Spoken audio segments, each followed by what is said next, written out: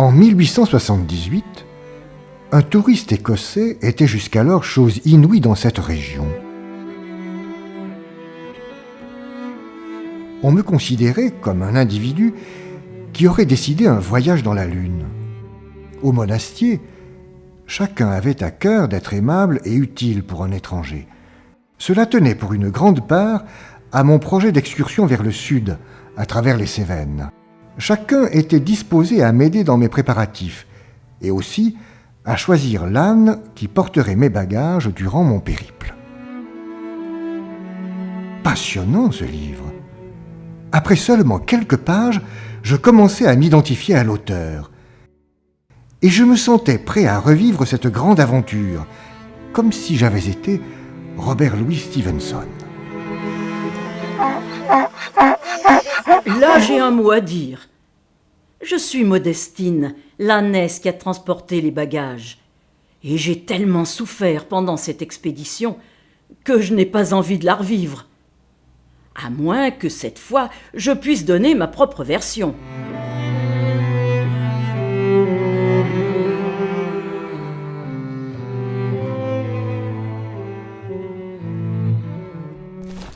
Robert Louis voulait un voyage original, unique, dont le seul but d'écrire un livre. Dans ce livre, il a décrit avec une grande sensibilité les paysages et leurs couleurs, les gens et leurs caractères. Je suis au cœur de son livre. Mais il commente ses déboires avec moi, avec sa propre vision des choses. Et cette vision n'est pas du tout la mienne. Voici un exemple. Si je la devançais de quelques mètres, Modestine s'arrêtait aussitôt et se mettait à brouter. Je devais la talonner en lui cinglant les côtes sans cesse. Un arrêt d'un moment dans cette ignoble besogne, et elle récidivait. Je voulais atteindre le lac du Boucher, où j'avais l'intention de camper avant le coucher du soleil. Et, pour en conserver l'espoir, il me fallait immédiatement maltraiter cet animal. Ce n'est pas totalement faux, mais je dois avouer que si les premières heures ont été idylliques, Robert Louis a très vite montré son incompétence pour conduire les ânes. Le gentil garçon est alors devenu une brute qui me frappait sans cesse. Sous le prétexte qu'il était pressé, il refusait tout. Que j'emprunte un petit sentier que je connaissais bien, que je savoure le chardon qui était à portée de museau. Alors j'ai mis beaucoup de mauvaise volonté, comme tout âne sait faire. Il voulait que j'aille à gauche, j'allais à droite. Que je suive le chemin, j'allais vers le fossé. Entre la musarde humeur de Modestine et la beauté du paysage, notre progression fut lente. Je me mis à songer à un endroit où camper et j'aperçus un petit plateau assez large pour nous accueillir. Nous passerions la nuit ici. Sur le temps que j'avais fait mes préparatifs et donné à manger à Modestine, le jour commençait déjà à décliner. Je fis un copieux repas et me mis dans mon sac.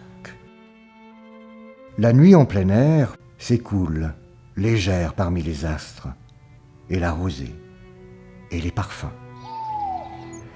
Les heures y sont marquées par les changements sur le visage de la nature.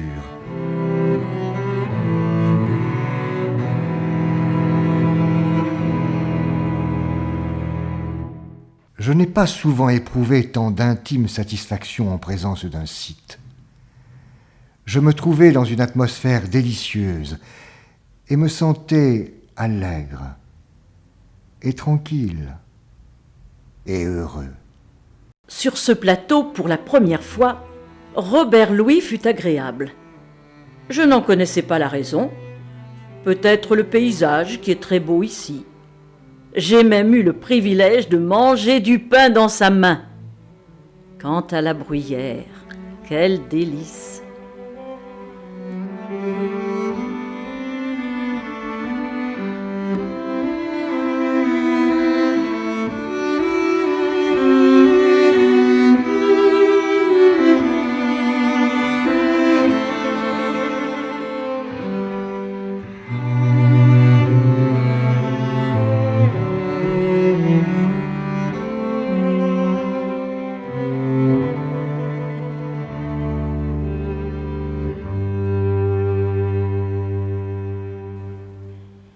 En arrivant à Mijavol, quel plaisir de se rouler dans la poussière! Je retrouvais 2 connaissances, dont Sultan, qui m'attirait beaucoup. Par comble de malchance, nous rencontrâmes un autre baudet. Or, cet autre baudet se trouvait par hasard un monsieur.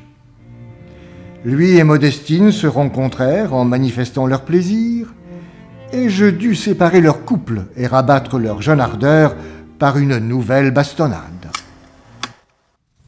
Je fus attaché à un arbre, et de nouveau je tremblais de colère.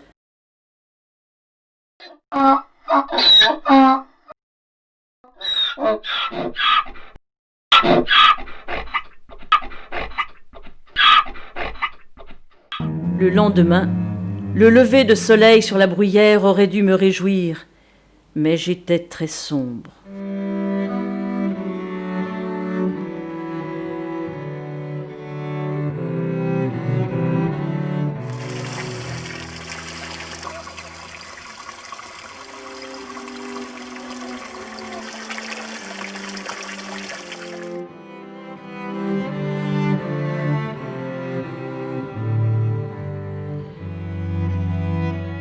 De hautes montagnes rocheuses, aussi bleues que du saphir, fermaient l'horizon.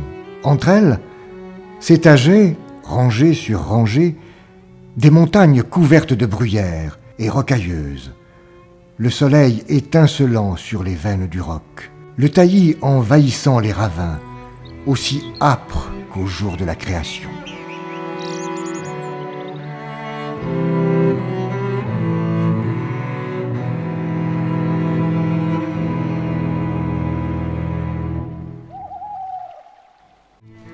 Le soleil parut comme je quittais le couvert d'un bois de pin, et je découvris tout à coup un joli site sauvage au sud.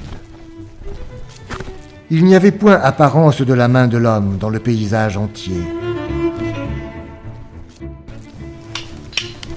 Je pris possession en mon nom propre d'une nouvelle partie du monde.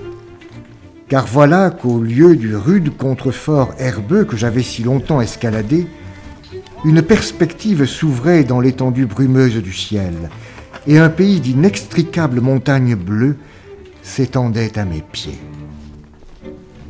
Le village de Rabier, maintenant très proche, était l'une des dernières étapes avant la fin de notre voyage.